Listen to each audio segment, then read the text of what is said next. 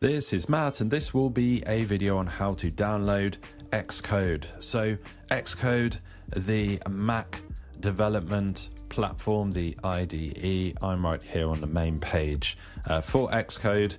You can find it at this URL, developer.apple.com/Xcode. Now, Xcode comes bundled with a lot of Macs, but if your Mac doesn't come bundled with this, I'm going to show you exactly how you can download any previous version of Xcode. So all of these links will be in the video description. I'll put this one in there. This is more of an informational page where you can just get a bit of information about Xcode.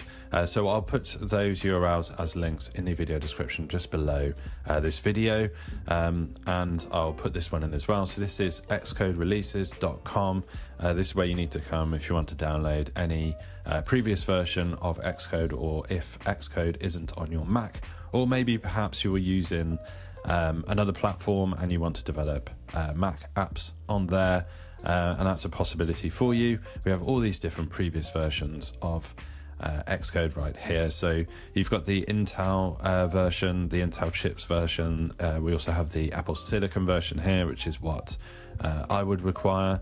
You can filter and sort here as well, and you will essentially just find the version that you want. Let's say you want the most recent version on Apple Silicon, and essentially these are the download links right here. So you just click on one of these, and we get this redirect to the Apple developer section right here. So you just need to sign in with your account, or you can actually create an Apple account right here.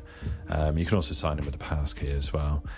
So hopefully you have found this video on how to find and download Xcode on your Mac if you don't already have Xcode packaged with your Mac. Hopefully you found this video useful. If you have, drop this video a like, it really helps, and subscribe to the channel for more videos just like